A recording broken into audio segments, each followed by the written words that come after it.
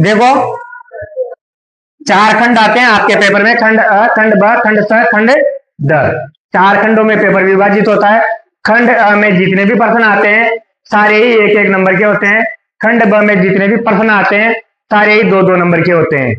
खंड स में जितने भी प्रश्न आते हैं सारे ही 3-3 नंबर के होते हैं। खंड द में जितने भी प्रश्न आते हैं सारे ही 4-4 नंबर के होते हैं। ठीक है, मतलब पहला खंड 1 नंबर का, दूसरा 2 नंबर का, तीसरा 3 नंबर का, चौथा 4 नंबर का। पहले खंड में 36 प्रश्न आते हैं, 18 अवसद, 6 रिक्त स्थान और 12 1-1 नंबर के। टोटल 36 नंबर के प्रश्न तो 1-1 नंबर के आते हैं। उसके बाद 10 प्रश्न 2-2 नंबर के आते हैं, 4 प्रश्न 3-3 नंबर के आते हैं और 3 प्रश्न 4-4 नंबर के आएंगे। ठीक है, पहला और दूसरा जो क्वेश्चन होगा रिक्त अवसद में वो पहले पाठ का होगा, तीसरा क्वेश्चन दूसरे पाठ का होगा। ठीक है, पहले पाठ में क्या आता है देखो, निम्न में से अपरिमेय संख्या है। हालांकि यहाँ रूट नहीं लग रहा है, इस पेपर में सबके रूट लग के आया था ना। ये सब संख्या किसमें है? अंडर रूट में। चारों संख्याएं अंडर रूट में है। अब इनमें से आपको बतानी है कौन सी अपरिमेय है। देखो कुछ बच्चों ने 100 ऑप्शन लगाया, तो उनके लिए बता दूं मैं कि ये संख्या काल्पनिक है। अगर अंडर रूट के अंदर माइनस आ जाए तो ये संख्या कैसी है? ये वास्तविक ही नहीं है, तो परिमेय अपरिमेय तो हो ही नहीं सकती। ठीक है भाई, जो संख्या होती है वास्तविक में वह परिमेय या अपरिमेय होती है। पर -2 कैसी संख्या है? काल्पनिक। कैसी संख्या है -2? काल्पनिक। तो ये काल्पनिक, ये तो आपके आंसर हो ही नहीं सकता। अगर वो ये पूछता कि निम्न में से काल्पनिक संख्या है तो ये आंसर था, या निम्न में से वास्तविक संख्या नहीं है तो ये आंसर था। पर उसने पूछा था परिमेय और अपरिमेय। अब अपरिमेय वो होती है जिसको रूट से बाहर नहीं निकाल सकते। क्या इसको रूट से बाहर निकाल सकते हैं? ये तो 2 लिखा हुआ है, इसको निकाल सकता हूं क्या? ये 4 तो क्या हो जाएगा? 2 और 9 क्या बन जाएगा? तो ये तो रूट से बाहर आ रही है, ये एकमात्र संख्या है ऑप्शन जो रूट से बाहर नहीं निकलती। तो यही आपका आंसर था, अपरिमेय संख्या। निम्न में से कौन सा कथन सही है? यदि एचसीएफ ये गुणा प्लस एलसीएम, अगर लस गुणा मस किसके बराबर होता है? उन संख्याओं के गुणा। सूत्र है ना, लस गुणा मस का क्या सूत्र है? ए गुणा बी। तो इसका आंसर था बोले बात ये कि y बराबर dx के लिए, मतलब ये बोल रहा है कि y बराबर 0 कहां आएगा? y बराबर dx के लिए ना, तो इसका मान 0 हो जाना चाहिए। इसका मान क्या हो जाना चाहिए? और ये 0 होगा, इसका मतलब y बराबर क्या हो गया? 0। अब y बराबर 0 किस पर होता है? x अक्ष पर। किस पर होता है? तो जब भी ऐसा ग्राफ से क्वेश्चन आ जाए कि कितने शून्य के हैं, तो आपको कुछ नहीं करना, बस ये देखना है कि x अक्ष को ग्राफ कितनी बार टच कर रहा है। जितनी बार x अक्ष को टच कर रहा है उतने उसके क्या है? शून्य, क्योंकि उतनी ही बार y क्या हो रहा है? 0। देखो एक बार यहां टच किया, एक बार यहां किया, एक बार, तो कितनी बार हो गया? तो इसका मतलब इसके शून्य कितने? 3। y 3 बार 0 होगा। ठीक है, अगला है 2 सरल रेखाएं प्रतिच्छेद करेगी। पिछली बार भी दिया था यही क्वेश्चन, वापस दिया है, मतलब इंपॉर्टेंट है, समझा ना। ठीक है, तो प्रतिच्छेद कब करते हैं? प्रतिच्छेद की एक ही कंडीशन है, a1/a2 नॉट इक्वल होना चाहिए b1/। तो ये ऐसी की ऐसी देख लो, ये कंडीशन कहाँ है? 2 में तो बराबर आ रहा है, पर ये 2 कंडीशन में नॉट, पर इसमें सी आ रहा है। तो सी तो आता ही नहीं यार, बी भी आना चाहिए, जब जाके तो सी आएगा। पहले बी भी तो आएगा, अब इसमें बी तो आया ही नहीं, तो बी इसमें आ रहा है, क्योंकि इसके लिए सी देखते ही नहीं है अपन, फिर सी कुछ भी हो, इसलिए ये आंसर है। आपको क्या करना था? सार्वंतर। सार्वंतर क्या होता है कि दूसरे पद में से क्या घटा दो? पहला पद। तो लसा कितना आएगा? जब नीचे की संख्या दोनों जगह समान है तो ऊपर भी ऐसा का ऐसा ही आ जाता है। 5 में से 1 गया तो कितना बचा? 4/3। ये 4/3। अब कोई बच्चा पहले में से दूसरा घटा देगा तो उसका आंसर क्या आएगा? -4/3। तो इसलिए ध्यान रखना, दूसरे में से पहला घटाना है, आंसर दोनों है। ठीक है, प्रथम एक n धन पूर्णांकों का योग का सूत्र, ये डायरेक्ट लिखा रखा होगा, मैंने शायद लिखा रखा है ना। ये डायरेक्ट सूत्र होता है n धन पूर्णांकों यानी n प्राकृत संख्याओं का योग कितना होता है? n + 1/2। दोनों का, एक तो प्रथम n प्राकृत संख्याओं का पूछा जाए या प्रथम n धन पूर्णांक, क्योंकि धन पूर्णांक का मतलब यही तो है 1 2 3, तो प्राकृत संख्या भी यही होती है, इसलिए दोनों का सूत्र एक है। अगला है आकृति में किस नियम से त्रिभुज समरूप है? अरे भाई देख क्या क्या रखा है वो देख लो, दो तो भुजा दे रखी है, ये कोण दे रखा है, इसका नियम कौन सा है? यस, ये यस, कितना सीधा था, वो सॉल्यूशन वाले सवाल ही नहीं है। बात आर की कोटि है, अरे कोटि क्या होती है? वाई निर्देशांक। दो चीजें होती है ना, भुज और कोटि। तो भुज तो होता है एक्स निर्देशांक, कोटि क्या होती है? वाई निर्देशांक। बताओ वाई निर्देशांक कितना है? अगर ये दूरी होती तो मैं क्या करता, इसको प्लस में कर देता, पर ये दूरी नहीं है, ये क्या है? कोटि पूछिए तो कोटिर भुज जब भी पूछे तो चिन्ह समेत आती है। कोटिर भुज के लिए आपको चिन्ह नहीं बदलना है, केवल चिन्ह का बदलते हैं जब दूरी पूछी जाती है, तो प्लस में दूरी होती है, और सब चीजें तो प्लस में माइनस में हो सकते हैं। तो इसका आंसर क्या है? माइनस का 4। अगला देखो, दिए गए समकोण त्रिभुज एबीसी में कोस सी का मान, किसका मान पूछा है? कोस सी। कोस सी क्या होता है? आधार बटा कर्ण। तो सी के कर्ण तो यही रहेगा भाई, 90 के सामने कौन होता है? कर्ण। और सी के लिए आधार कौन सा है? ये लंब है, तो एक है आधार। तो बताओ कितना हो गया? आधार का मान 3 है और कर्ण का मान 5 है। अब इसको लिखना भी नहीं था, मतलब डायरेक्ट सोचना है कि आधार ये है, कर्ण ये है, तो ये आंसर होगा, मतलब कि डी वाला आंसर। धरती, अब ये जरूर सोल्व करना था। देखो इतने सारे क्वेश्चन में 10 क्वेश्चन हो गए, जब जाके एक क्वेश्चन सोल्व करने का आया है। धरती पर एक मीनार ऊर्ध्वाधर खड़ी है, ये एक मीनार है, ये कैसी खड़ी है? ऊर्ध्वाधर खड़ी है। धरती के एक बिंदु से जो मीनार के 5 बिंदु से कितनी दूरी पर है? 15। दूसरा बिंदु धरती पर हुई है जो मीनार से कितना दूरी है? 15। पर उन्नयन कोण कितना बनता है? 60। मीनार की ऊंचाई ज्ञात करो। ये मीनार की ऊंचाई थी, तो इसमें क्या लगेगा? tan 60 बराबर, ये होता है tan थीटा बराबर लंब बटा आधार। लंब क्या है यहाँ पर? h, और आधार कितना है? 15। tan 60 का मान कितना होता है? √3, और ये 15 इधर आएगा तो क्या हो गया? 15√3। पर मैंने आपके जो दिए थे ऑप्शन, वो कहा है? ये देखो, एक तो दिया था 15 बटा √3, एक दिया था 3 15√3, और एक दिया था 15√3। ये 15√3 ये वाला था, इसलिए सब ऑप्शन आंसर है। ठीक है। वर्त पर स्थित बिंदु से खींची जाने वाली, ये मैंने बताया था आपको कि अगर बिंदु वर्त के बाहर है तो कितनी स्पर्श रेखा खींच सकते हैं? 2। बिंदु वर्त पर है तो कितनी स्पर्श रेखा खींच सकते हैं? 1। अगर बिंदु वर्त के अंदर है तो 1 भी नहीं। तो कितनी आएगी?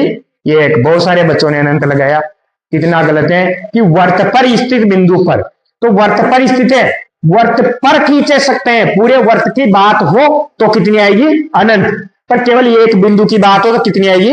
1। एक बिंदु पर 1 ही आती है। त्रिज्या वाले वर्त के बिंदु पी पर स्पर्श रेखा, चलो 5 सेंटीमीटर त्रिज्या का ये क्या है? वर्त। इसके बिंदु पी पर, मतलब पी कहां है? वर्त पर है। इसके बोला ना उसने, देखो वर्त के बिंदु पी पर, वर्त का बिंदु है पी। अब कोई बच्चा ऐसे कर सकता है, एक स्पर्श रेखा तो खींचेगा पर पी यहां लिख देगा, ये गलत है, क्योंकि उसने बोला है वर्त पर है पी, तो और यहाँ क्या है? क्यू है। पी क्यू है ना स्पर्श रेखा का नाम। और ओ से जाने वाली रेखा, तो ओ कहां है? ये यहाँ वो है भाई। केंद्र में ऐसा क्या होता है? ओ से जाने वाली रेखा की लंबाई कितनी है? 12। तो आपसे किसकी लंबाई पूछिए? पी क्यू, इसकी लंबाई पूछिए। और ये कितना है? 5। त्रिज्या कितनी दे रखी है? अब ये 90 है ना, तो ये क्या है? ये कर्ण है। अगर ये कर्ण नहीं होता तो इसका आंसर कितना होता? 13। पर ये तो खुद ही कर्ण है, इसलिए मैंने डायरेक्ट लिखाया था आपको, ये अंडरवुड है, इसे सोच लेते रहे, अंडरवुड में आंसर दिया, ये आंसर है, लगवाया था ना पेपर में स्पेशल। तो कैसे आएगा? देखो आपको क्या निकालना है? पाइथागोरस प्रमेय लगेगी। पाइथागोरस प्रमेय क्या होती है? कर्ण का स्क्वायर बराबर आधार का स्क्वायर प्लस लंब का, कर्ण क्या है यहाँ पर? 12। तो 12 का स्क्वायर कितना होगा? 144।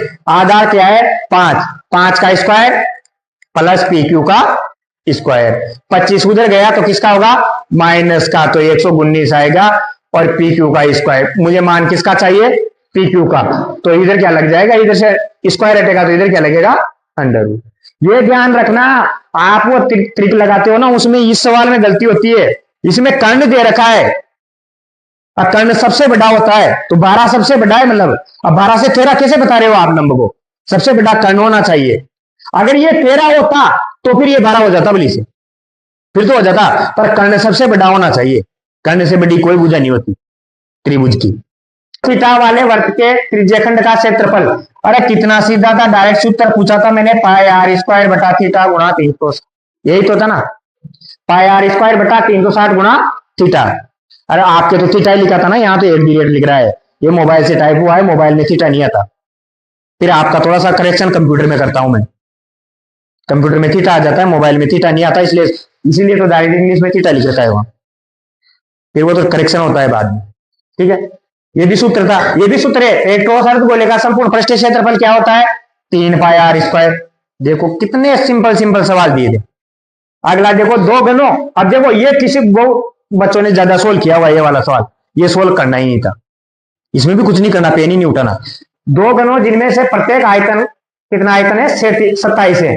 संलग्न फलकों को मिलाकर एक ठोस घना बनाया जाता है, घना का आयतन है। भाई साहब 2 घन है, मतलब 2 डिब्बे हैं, ठीक है, उनका आयतन कितना है? एक का 27, दूसरे का भी, प्रत्येक का लिखा है ना, प्रत्येक का आयतन कितना है? 27। दोनों को मिला दिया तो आयतन कितना हो जाएगा? 54 हो जाएगा। अरे भाई एक डिब्बे में जितना पानी, एक डिब्बे में 27 लीटर पानी आता है, इस डिब्बे में 27 लीटर पानी आता है, दोनों डिब्बों को वापस मिला दिया तो क्या फिर भी तो 27 ही आएगा पानी, तो क्या ज्यादा आ सकता है क्या? फिर भी तो वही आएगा। जैसे एक ड्रम रखा हुआ है, इस ड्रम के ऊपर एक और ये साइड ड्रम रख दिया तो गेहूं कितने आएंगे? इसमें दोनों ड्रमों में जितने आ सकते थे उतने आएंगे, तो दोनों को जोड़ दो भाई, इसमें 20 किलो आते हैं, दूसरे में 20 किलो, तो 40 किलो हो गए टोटल, बढ़ेगा थोड़ी, तो इसलिए कितना है? 54। ये सॉल्व नहीं करना था। अगला क्वेश्चन है, कक्षा 10 में गणित में परीक्षार्थियों के 10 द्वारा प्राप्त अंक, ये अंक है, इसका क्या पूछा है? बहुलक। और बहुलक क्या होता है? जो सबसे ज्यादा बार आता है। अब इसमें सबसे ज्यादा कौन दिख रहा है आपको? 9 दिख रहा है, तो आपका आंसर क्या है? देखो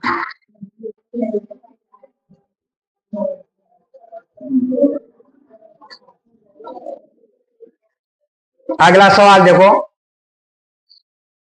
आपको दे रखा था कि माध्य तो x है, माध्य का m है, बहुलक z है, इसका सूत्र बनाना था। तो पहले देखो मैंने थोड़ा घुमा घुमा के दे दिया इधर उधर, इसलिए दिक्कत आएगी। सूत्र क्या होता है पहले वही सोचो। सूत्र क्या होता है? 3 गुणा माध्यक बराबर 2 गुणा माध्य प्लस बहुलक। अब इसमें मान रख दो, 3 गुणा माध्यक का मान कितना है? m बराबर 2 गुणा माध्य, माध्य का मान कितना है? x, और बहुलक का मान कितना है? z। तो ये देखो m के साथ 3 किस किस में आ रहा है? इसमें भी आ रहा है, इसमें भी आ रहा है, उसमें भी आ रहा है। पर क्या z के साथ कोई आना चाहिए क्या? नहीं आना चाहिए, पर इसमें z के साथ 2 आ रहा है, इसमें भी z के साथ 2 आ रहा है। 2 तो किसके साथ आना चाहिए? x के साथ। अब इन दोनों में देखो सेम टू सेम दिख रहा है, पर अंतर क्या है कि इसमें z के साथ x है, z की साइड पे कौन है? x, और माइनस का, क्या z की साइड पे x है? जब x माइनस का हो रहा है क्या? ये तो प्लस का है, तो क्या ये बन सकता है क्या? हाँ ये बनेगा। इस 2x को इधर भेजो तो क्या आ गया? 3m माइनस 2x बराबर बन गया ना। अगला सवाल था, निम्न में प्रायिकता के लिए ये बताना था, ए के लिए क्या होगा? सही होगा। तो देखो आपको क्या पढ़ाया मैंने? Probability of A plus probability of A bar बराबर कितना होता है? 1। अब मैंने उसमें 1 दिया ही नहीं, देखो इसमें 1 दिया तो किसका दिया? माइनस का, तो ये नहीं हो सकता। और इसमें 1 दिया तो यहाँ बीच में क्या रख दिया? माइनस का चिन्ह, और इसमें गुणा कर दिया। पर इसमें देखो इस 1 को कहां लेके आ जाओ? इधर, तो ये किसका हो जाएगा? माइनस का। ये जबरदस्ती फालतू फंसाने के लिए है बस। मूल बराबर हो तो होगा, अब मूल किसके? ये द्विघात समीकरण, इसके मूल बराबर करने हैं। बताओ मूल बराबर कब होते हैं? जब d बराबर क्या हो? ये गलत हुआ था, अब देख लो ढंग से। d बराबर 0, तो d क्या होता है? d स्क्वायर माइनस 4ac बराबर, अब b का मान कितना है यहाँ पर? k स्क्वायर माइनस 4a का मान कितना है? c का मान कितना है?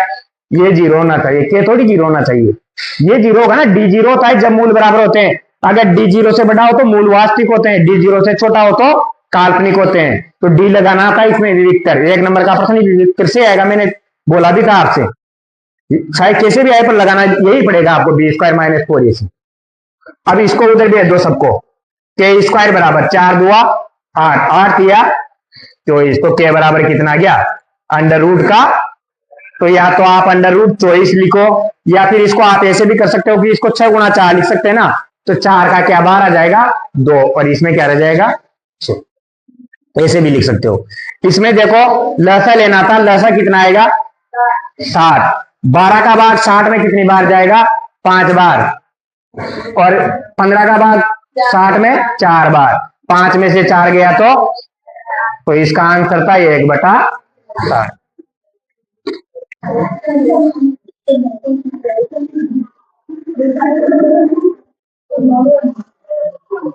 ये ना कहा गया लिखिएगा समरूपता, तो समरूप तो उसमें ही, समरूप तो उसमें ही लिखा हुआ है प्रश्न में, जबकि ये बताया है मैंने कि आएगा। प्रश्नावली पढ़ाई है जब भी लिखवाया है स्पेशल, सभी वर्ग सभी वर्त समरूप होते हैं। हाँ 2 लाइनें हैं, दोनों में से एक प्रश्न आना है। अब देखो अगला प्रश्न,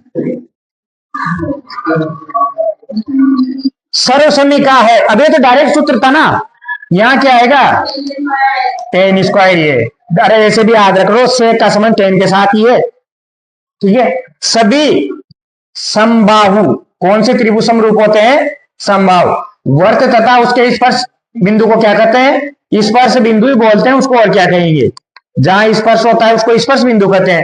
एक पांचे को एक बार उछालने पर सम अंक आने, अरे पांचे पर टोटल संख्या कितनी होती है 6, तो नीचे तो 6 आना है। अब सम लाना है, सम कौन कौन होता है, 2 4 6, 3 ही तो हुए, कितने हुए, तो 3/6। इसको काटा 3 एकम 3 दुआ, तो 1/2 आंसर था इसका।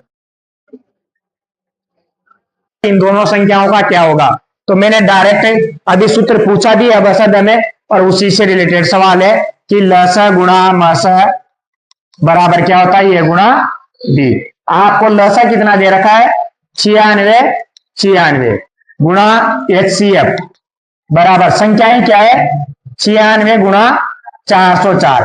मुझे क्या ज्ञात करना है HCF। तो बताओ ये 96 उधर जाएंगे, वो इधर गुणा में तो उधर जाते हैं, किसके हो गए भाग के, किसका होगा।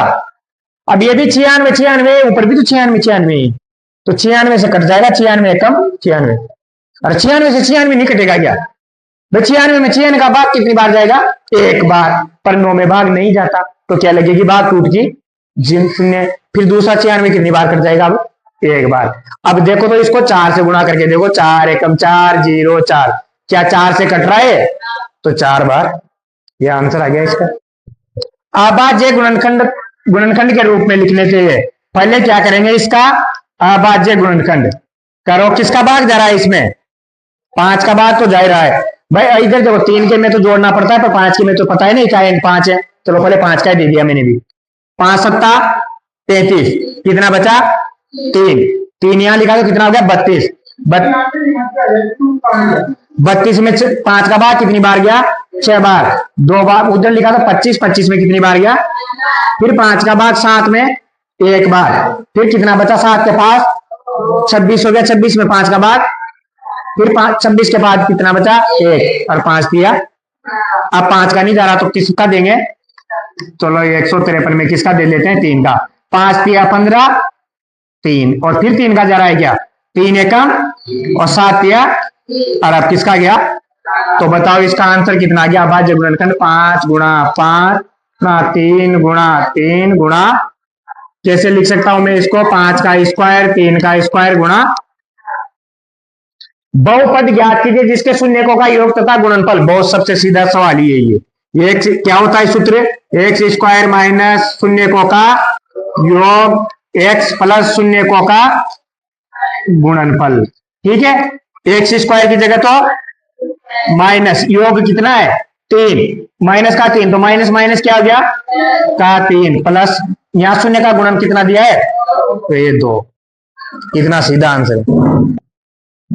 ये सवाल है आपका, 2 रेखाएं, क्या ये सरल रेखा एक दूसरे को काटेगी, अरे ये तो नहीं पता कि ये काटेगी कि नहीं काटेगी, अपन तो क्या ज्ञात कर ले, A1 बटा क्या होता है वो सूत्र, A1 बटा A2 B1 बटा C1 बटा, ये कब काटती है जब ये बराबर नहीं होता। तो देखो इसको, A1 कितना है 2, A2 भी कितना है, B1 कितना है, B2 भी कितना है, और C1 कितना है, और C2 कितना है, 2 से 2 4 से 4, और इधर तो नहीं कटा साला, इधर तो 1/3 आ गया, पर ये तो बराबर आ गया ना, अपन तो इसको देखते हैं ना, तो ये काटेगी नहीं, ये तो कैसी है, ये तो समांतर है, नहीं काटेगी। क्या लिखना था इसका आंसर, काटेगी, यह समांतर है, कैसी है, होगा आपका कि कौन सा पद शून्य है। अपन मान लेंगे कि माना एनवा पद क्या है, शून्य है। एनवा पद क्या है, तो एनवा पद का सूत्र क्या होता है, ए एन बराबर A plus N minus one D. एनवा पद 0 है। पहला पद को क्या है वहां पर 21 प्लस पदों की संख्या वही तो ज्ञात करनी है। डी का मान कितना है भाई, दूसरे में से पहला घटाएंगे तो 18 में से 21 घटाया तो माइनस का 3। ये तो पहले भी आ गया साइड। और ये 21 इधर आएगा तो किसका हो जाएगा, ये माइनस का हो गया। ये 3 भी इधर आएगा, ये भी किसका हो जाएगा, माइनस से माइनस कट गया। और 7 का भाग कितनी बार जाएगा, 3 का। तो बताओ ये n बराबर कितना आ गया, ये 1 इधर आएगा तो किसका हो जाएगा, 7 रे 8। n का मान है 8। देखो ये बोला है कि एक्स वाई जो है वो इन दोनों से कैसा है, समान दूरी पर। तो इन दोनों से दूरी निकाल लो। इसकी दूरी निकालेंगे तो पहले क्या लिखेंगे, एक्स माइनस 3 का स्क्वायर प्लस वाई माइनस 6 का स्क्वायर। ये तो होता है ना, दोनों का एक्स एक्स घटा दो, दोनों का वाई वाई घटा दो, फिर इसके निकालो। तो फिर इसमें क्या होगा, ये प्लस का हो जाएगा माइनस माइनस। और इसमें क्या होगा, वाई माइनस 4 का। दोनों तरफ वर्ग करने पर क्या होगा, स्क्वायर, ये वर्गमूल हट जाएगा। फिर इसमें किसका सूत्र लग रहा है, ए माइनस बी का होल स्क्वायर। क्या होता है, X square plus B square minus 2ab। 2 को 3 से गुणा किया तो कितना आया, 6x। प्लस इसमें भी क्या आएगा, Y square plus 36 minus 2ab, मतलब 6 को 2 से गुणा किया तो कितना आया, 12x।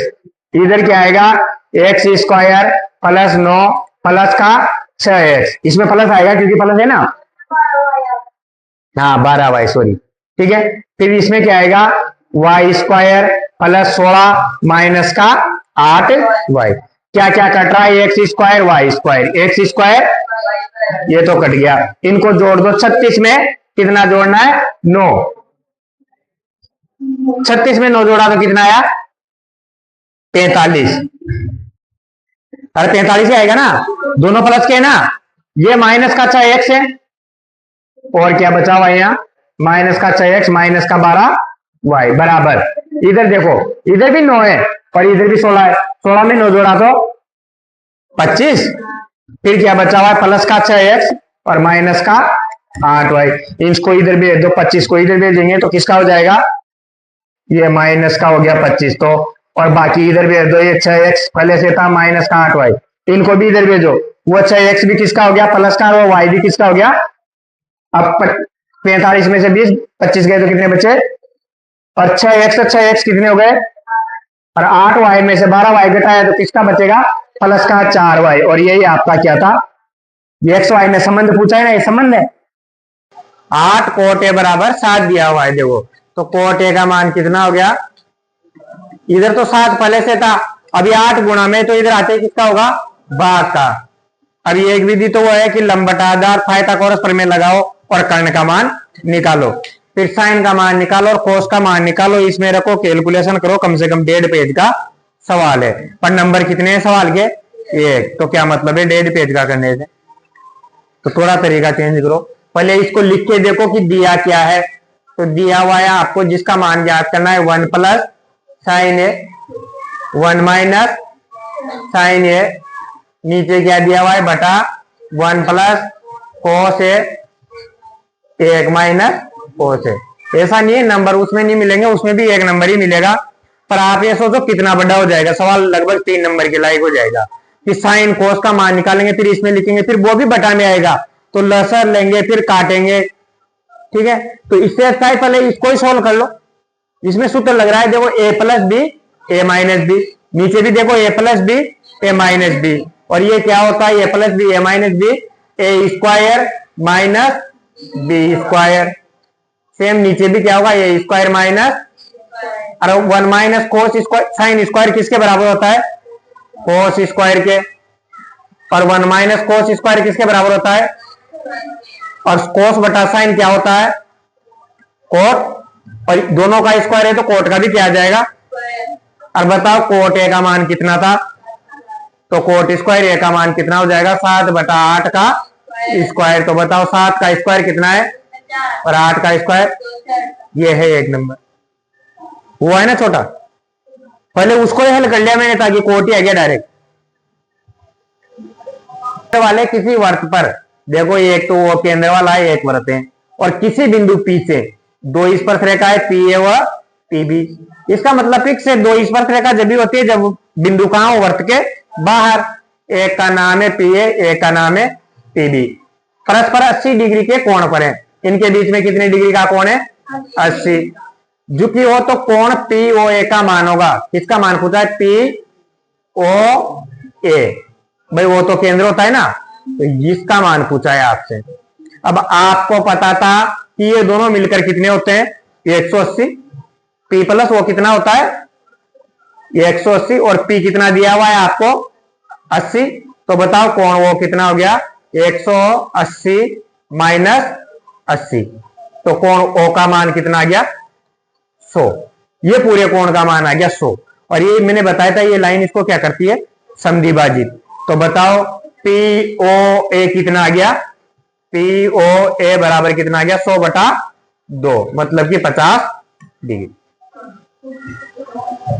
अगर इन दोनों में से ये क्वेश्चन आना ही है, इन दोनों में से एक कोण पूछा जाता है, एक दिया होगा, तो 180 में से घटा दो, पहली बात। पर इनमें से भी आधा पूछ लिया तो आधा कर दो। जैसे इधर का आधा पूछते हैं तो आधा कर देते, उधर का आधा पूछा है तो आधा कर दो बस। अब ये ऐसा क्यों होता है? अगर ऐसा देखें तो कि ये स्पर्श रेखा स्पर्श रेखा के बराबर है, ये इसके बराबर है, ये लाइन खुद के बराबर है, अतः दोनों त्रिभुज कैसे हैं? सर्वांगसम। अब दोनों त्रिभुज सर्वांगसम है तो उनके कोण भी कैसे होंगे? संगत कोण, और संगत भुजाएं कैसी हो जाएगी? बराबर। मतलब कि ये कोण इसके बराबर है, ये कोण इसके बराबर है, ये कोण इसके बराबर है, इसलिए ये आधा आधा होता है। पर अपने को इतना बड़ा इसलिए नहीं करना क्योंकि सवाल 1 नंबर का है ना, तो इतनी चीज लिखने की जरूरत ही नहीं है अपने को। अगर 4 नंबर का होता तो फिर इसको सर्वांगसम भी सिद्ध करता पहले में। सवाल देखो, क्वेश्चन नंबर 9। त्रिज्या 21 सेंटीमीटर वाले वृत्त का एक चाप केंद्र पर 60 डिग्री का कोण बनाता है। चाप की लंबाई ज्ञात कीजिए। क्या ज्ञात करनी है? देखो लंबाई क्षेत्रफल दोनों में अंतर समझो। क्षेत्रफल पूछा जाए तो पाई आर स्क्वायर है, लंबाई पूछी जाए तो 2 पाई आर है। तो सूत्र क्या हो गया? 2 पाई आर बटा 360 गुणा थीटा। ये दोनों तो दोनों में सेम है। अगर क्षेत्रफल पूछा जाए तो बस यहाँ केवल पाई आर स्क्वायर लिखना है, और अगर लंबाई पूछी जाए तो 2 पाई आर लिखना है। मान रख दो। आर का मान कितना है? 21। और थीटा का मान कितना है? 60। 2 का तो 2। पाई का मान कितना आएगा? 22/7 गुणा 360 गुणा आर का मान कितना है? 21 और थीटा का मान 60। 60 से 360 कितनी बार कटता है? 6 बार। 7 से 21 कितनी बार कटा? और 3 से 6 और 2 से 2 क्या बचा? तो लंबाई कितनी आ गई? 22 सेंटीमीटर। कोण 60 डिग्री है। अब क्षेत्रफल याद करना है किसका? त्रिज्याखंड का। तो क्षेत्रफल का सूत्र क्या होता है? पाई आर स्क्वायर 360 गुणा थीटा। देखो दोनों सूत्र एक जैसे हैं। क्षेत्रफल में केवल पाई आर स्क्वायर है, ये दो यहां गया बस। दो तो दोनों में 360 भी है, थीटा भी है, पाई भी है, आर भी है, दो भी दोनों में। एक में स्क्वायर में, एक में आगे, दोनों में यही अंतर है बस। एक क्षेत्रफल का है, एक चाप की लंबाई का है। अब इसमें आपको पाई का मान 22/7, नीचे 360। आर का मान कितना दे रखा है आपकी बार? 5 सेंटीमीटर। कितना है? तो 5 गुणा 5। और थीटा का मान कितना है? 60। 60 से 360 कितनी बार कटेगा? 6 बार। और इसका भाग जा रहा है क्या? 6 का भाग, सॉरी 2 का भाग 3 बार, और 2 का भाग 11 बार। तो बताओ ऊपर कितना बचा हुआ है? 11 गुणा 5 गुणा 5 कितना होता है? 25। और नीचे कितना बचा? 7 या 21। ठीक है, 11 को 25 से गुणा कर दो, आंसर आ जाए 11 पंजे 55 का 5, हासिल का 5, 11 2 22 और 5 27, 275/21। ये क्षेत्रफल है। तो क्षेत्रफल किसमें होता है? सेंटीमीटर का स्क्वायर। वहां सेंटीमीटर दिया हुआ है तो लंबाई पूछी जाए तो जो दिए इकाई बहुलक 7 दे रखा है, आपको के का मान ज्ञात करना है। बहुलक 7 का मतलब क्या है कि इसमें सबसे ज़्यादा बार कौन आया है? 7 आया है। तो गिन के देख लो 7 कितनी बार आ रहा है? 1 2 3 बार। और 6 भी कितनी बार आ रहा है? 1 2 3 बार। तो वैसे अभी तक तो इसका बहुलक 6 और 7 है, पर इसमें ये एक चीज़ दे रखी है आपको ज्ञात है, वो 2k+1। इसको भी अगर आप 7 बना दोगे तो इसका बहुलक कितना हो जाएगा 7, क्योंकि अपने को प्रश्न ने दिया है कि 7 लाना है। तो 2k+1 कितना हो गया 7। अब ये एक प्लस का है तो उधर जाते किसका हो जाएगा माइनस का। तो 2k बराबर 7 - 1, 7 में से 1 गया तो 6 और 2 गुणा में है 2 भाग में आ गया, k बराबर आ गया 3। मतलब k की जगह अपन 3 रखेंगे तो 2k+1 देखो 3 दूवा 4 1 7 बन जाएगा। 7 बनते इसमें 7 कितनी बार आ गया 4 बार, और 7 4 बार आने का मतलब क्या है कि 7 की बारंबारता सर्वाधिक है, इसलिए 7 इसका क्या है बहुलक है। पेपर में यही दिया हुआ था कि 7 बहुलक होना चाहिए। अब करना है आपको माध्यक ज्ञात। क्या ज्ञात करना है माध्यक। हम माध्यक में देखो अपन ने एक तो ये पढ़ा है कि अगर साधारण संख्या दे रखी हो तो आरोही क्रम में जमा लो, और जो बीच वाला पद होता है वही आपका आंसर होता है। वैसे ये आरोही क्रम में जमी हुई है, देखो 20 25 28 29 33 38 42 43। अब इसमें बीच वाला पद ढूंढना है आपको कि बीच वाला कौन है। 20 6 बार लिखा हुआ है, 25 20 बार लिखा हुआ है, 28 28 बार लिखा हुआ है, 29 24 बार लिखा हुआ है, 33 15 बार लिखा हुआ है, 38 4 बार लिखा हुआ है, और 42 2 बार, 43 1 बार लिखा हुआ है। तो एक बीच का पद ढूंढना, पर इतनी बार तो लिख नहीं सकते, तो डायरेक्ट करेंगे। एक तरीका अपना वो था कि CF की सारणी बना लो और माध्यक वर्ग निकालते हैं, पर माध्यक वर्ग थोड़ी दे रखा है यहाँ तो आपको डायरेक्ट प्राप्तांक दे रखे हैं, वर्ग अंतराल में नहीं है। तो अगर उससे भी करेंगे तो अपने को सूत्र नहीं लगाना है, अपन डायरेक्ट जो वर्ग आएगा उसी को आंसर बोल देंगे। तो अपने को क्या करना चाहिए कि इन सबको जोड़ लो, क्योंकि बीच का पद निकालना है ना। जैसे 25 आता है तो 25 में बीच का पद कौन होता है अपना, 25 में 1 का भाग दे के 2 का ये 1 जोड़ के 2 का भाग दे दो, मतलब 13वां पद बीच का होगा। वैसे यहाँ जोड़ेंगे तो 25 से 1 सॉरी 6 20 26, और 26 में कितना 28 जोड़ेंगे, नहीं 28 मत जोड़ो, 26 में इससे अच्छा 24 जोड़ लो। 26 में 24 जोड़ा तो 50 हो गया, ये तो 50 हो गया। अब आगे और देखो देखो, ये 15 15 में 1 जोड़ा तो 16, और 16 में 4 जोड़ा तो 20, तो 50 और 20 70। अब 28 और 2 बचा हुआ है, तो 28 में जो जोड़ा तो 30, तो टोटल कितना हो गया 70 तो पहले था 100 हो गया, 100/2, 100/2 कर देंगे अपन। अब वैसे 100 पद हैं तो इसमें 50वां और 51वां पद को जोड़ के 2 का भाग दे तो अपना आंसर आएगा। पर देखे देखो तो सही 50वां और 51वां पद कौन सा है, 20 और 6 26, और 26 और 28 54, मतलब 26 के बाद 54 तक जितने भी पद है सब क्या लिखा, सबकी जगह क्या लिखा हुआ है 28 28 28, तो अपना आंसर क्या हो जाएगा 28। ठीक है, बीच के 2 पद जोड़ोगे जब भी वही आएगा भाई, 28 28 जोड़ के 28 में 2 का भाग दोगे आप तब भी कोई फर्क नहीं पड़ेगा। 28 28 जोड़ोगे 56, 56 में 2 का भाग दिया तो वापस 28। वो तो अलग अलग अलग 2 पद होते, जैसे एक 28 होता एक 25 होता, तो फिर अपने को भाग देना पड़ता दोनों को जोड़ के। एक तरीका वो n/2 वा पद n+2वां पद वो पढ़ाई था अपन ने। या फिर अपन क्या कर सकते हैं, इसकी CF सारणी बना लो। CF संचय बारंबारता, उसमें भी वही होगा कि ये n आ जाएगा आपके पास, योग आ जाएगा 100। फिर उससे ठीक बड़ी संचय बारंबारता वाला क्या होता है माध्यक वर्ग। अब 50 से ठीक बड़ी संचय बारंबारता 54 होगी, वो 28 वाले की लाइन में आएगी, तो इसलिए अपना डायरेक्ट आंसर क्या हो जाएगा 28 अपना आंसर हो जाएगा। किसी भी तरीके से करो पर जब भी माध्यक का सवाल सारणी में आता है तो CF या इन सबको जोड़ के 2 का भाग दे दो, फिर वो कौन सा पद आ रहा है वही आपका आंसर है। ठीक है।